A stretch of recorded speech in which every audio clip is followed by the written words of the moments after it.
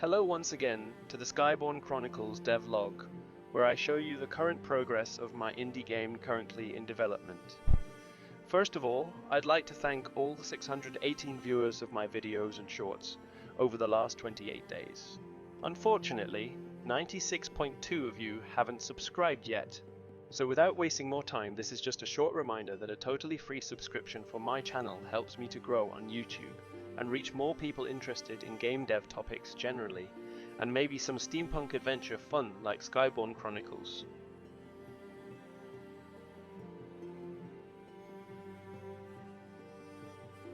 In the last videos, I showed the beginning of this project, as well as the process of creating an interactable airship in Unreal Engine. Feel free to click here and see the other parts of the devlog. In this episode, I will go into detail how I built a first version of the main character. His name is Tom Farnsworth, and he is a young archaeologist in his late 20s. Over the course of the game, Tom will have to go on an adventure with his airship and crew to unknown lands, fight enemies and explore towns, long-forgotten dungeons and caves.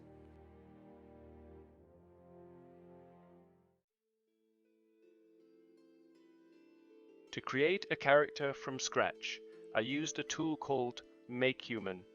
This is a free and open source solution to create human-like characters with just a few clicks and settings. Since I'm doing my 3D modeling mainly in Blender, the also free add-on MPFB MakeHuman plugin for Blender was a no-brainer to use. In the add-on, the main character shape was created very quickly. The more interesting part was to find clothes and things like hair that matches the model image. For that, I used some assets from Sketchfab and other sources on the internet. These assets then had to be adapted to the model by scaling and sculpting.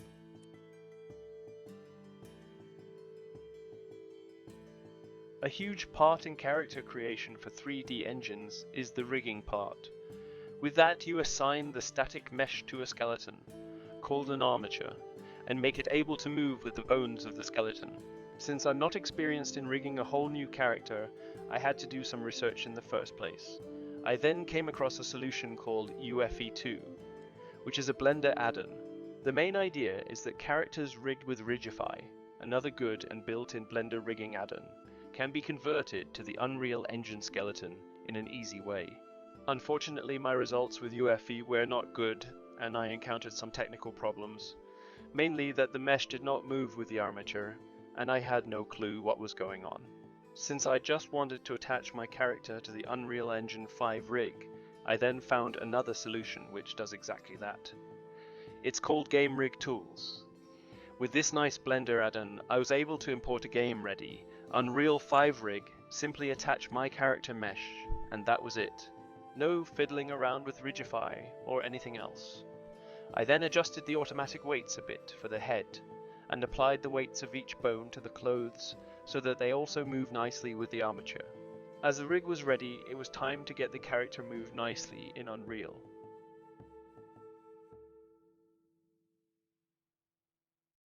There are so many ways to get a character moving in Unreal. The base Unreal figure movement is quite limited and simple.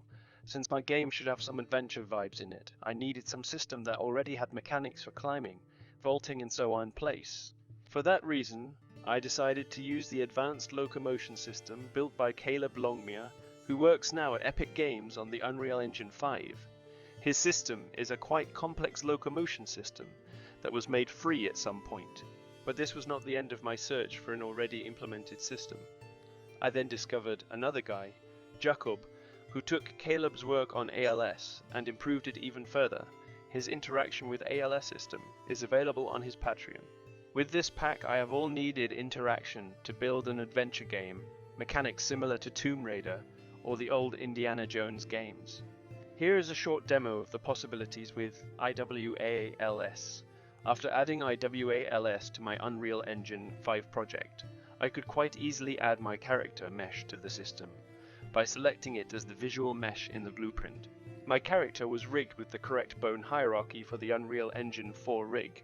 Yes, ALS uses this as its base.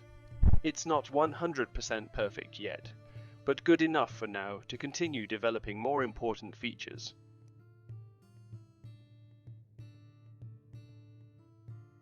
Now that my character was moving nicely, I wanted him to be able to use the airship built in the previous episode. Unfortunately, the locomotion system interfered with the way I was moving the airship.